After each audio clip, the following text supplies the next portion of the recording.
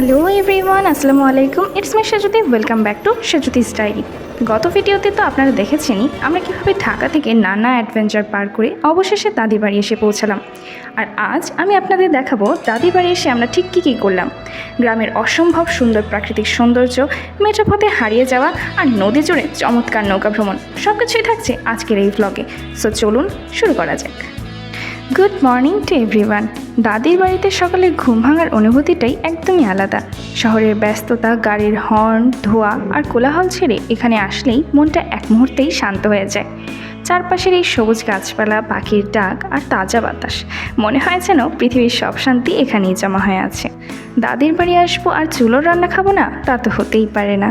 গ্রামের মাটির চুলার রান্নার যে একটা আলাদা স্বাদ আর মিষ্টি ঘ্রাণ থাকে, তা শহরের কোনো দামি রেস্টুরেন্টেও পাওয়া যায় না। খাওয়া দাওয়া শেষ করে আমরা বের হয়ে পড়লাম পুরো গ্রামটা একটু ঘুরে দেখতে। যেহেতু সাথে আমার বান্ধবী রয়েছে, সে আসলে কখনো গ্রাম ঘুরে দেখেনি, সো তার জন্য আরও বেশি করে ঘুরতে মজা পাচ্ছিলাম। মেঠো পথ ধরে হাঁটতে হাঁটতে মনে হচ্ছিল যেন শৈশবে ফিরে গিয়েছি। শহরের ইটকাঠের খাঁচা থেকে বেরিয়ে এমন মুক্ত বাতাসে উদ্দেশ্যহীনভাবে হেঁটে বেড়ানোর আনন্দই অন্যরকম। গত ভিডিওতেই আমি বলেছি যে পানি এখনো আসে নাই, তবে আমাদের এদিকে একটু একটু পানি এসেছে জন্যও ছোট ছোট নৌকাগুলো ভিড় করেছে। আমি আর আমার বান্ধবী মিলে অনেক ছবি তুললাম আর গ্রামের এই স্নিগ্ধ পরিবেশটা উপভোগ করে নিলাম।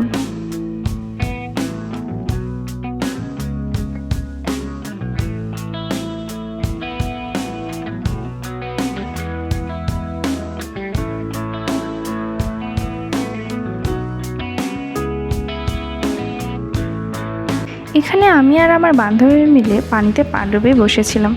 খুবই মজা লাগছিল।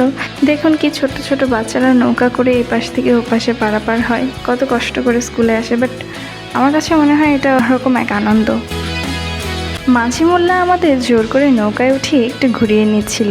এখানে আমি খুব এনজয় করছিলাম, আমার বান্ধবী এনজয় করছিল, তবে ও একটু ভয়ই পাচ্ছিল, কারণ ও এর আগে কখনো নৌকায় ওঠে নাই। গ্রামের সকলে আমাকে খুব ভালো করে চেনে, আসলে আমিই চিনি না, তাই আমাকে যেখানেই যে দেখতে পাই খুব আদর করে। তো নৌকা ভ্রমণের পর আমরা আবার বাসায় ফিরে আসি। বাসায় ফিরে আসার সময় দেখি রাস্তায় ছোট ছোট বাচ্চারা খেলাধুলা করছে। ওদের খেলাধুলোটা খুব এনজয় করেছি এবং আমার মনে হচ্ছিল আমি ওদের সাথে খেলাধুলো করে নিই।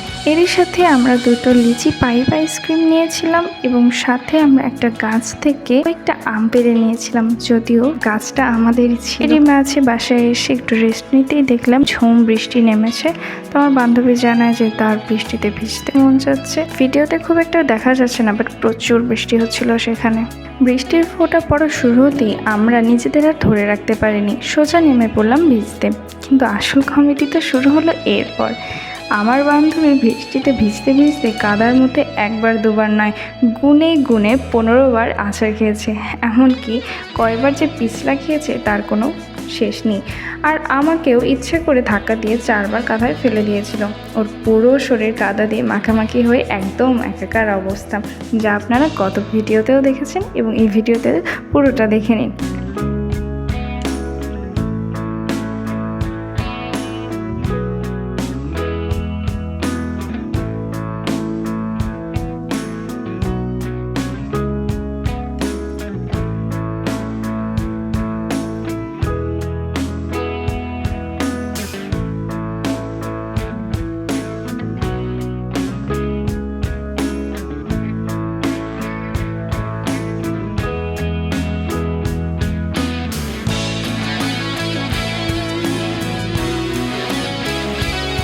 কাদায় তো ও বহুবার পড়েই ছিল, কিন্তু তবুও ওর বিরত তখনও শেষ হয়নি।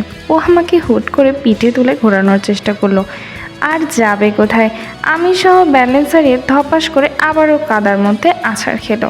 ওই যে বলে না, অতিরিক্ত উৎসাহের ফল। তবে পড়ে গিয়ে ব্যথা পাওয়ার চেয়ে আমাদের হাসির তো ওরটাই ছিল অনেক বেশি। অবশেষে দুষ্টুমি আর কাদা খেলা শেষে ওকে ধরে নিয়ে আসলাম। এরপর ছোটবেলার মতো যত্ন করে ওকে সুন্দর করে গুছিয়ে দিলাম। আমি এখানে ওর সাথে দুষ্টুমি করছিলাম।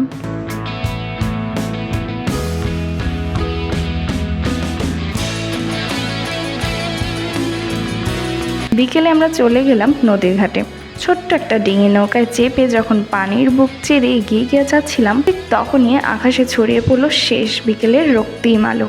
থই থই পানির মাঝখানে বসে এই রূপসী বাংলার সূর্যাস্ত দেখাটা আমাদের পুরো ট্রিপের সবচেয়ে জাদুকরী মুহূর্ত ছিল। আমরা সেখানে গিয়ে এলাকাটা একটু ঘুরে দেখলাম। হাঁটতে হাঁটতে দেখলাম একটা সুন্দর স্কুল এবং সেখানে রয়েছে প্রকাণ্ড একটা বড় মাঠ, আর মাঠের পাশেই রয়েছে একটা নদী। সবুজ মাঠের পাশ দিয়ে নদীটা দেখতে মনটা ভরে গেল। আমরা মাঠে বেশ কিছুক্ষণ হেঁটে বেড়ালাম। ও দারুণ সব পোজ দিচ্ছিল, তো আমি ওকে অনেকগুলো ছবি তুলে দিয়েছি এবং সুন্দর সুন্দর কিছু ভিডিও ক্লিপ বানিয়ে দিলাম। আর ফেরার পথে আমরা বেশ কিছু কেনাকাটা করে নিলাম। সব মিলে পুরো বিকেলটা একদম জমে ক্ষীর হয়ে গেল আমাদের। সন্ধ্যা নামতেই সবাই একসাথে বসে গেলাম চার নাস্তা নিয়ে, আর সকলের সাথে মজার মজার গল্প করছিলাম। এই পরিবারের সবাইকে নিয়ে একসাথে বসে গল্প করা, এই মুহূর্তটাই যেন জীবনের আসল সম্পদ। সো বন্ধুরা, দাদি বাড়ির এই 2-3 দিনের ট্রিপটা আমাদের স্মৃতিতে আজীবন জমা হয়ে থাকবে।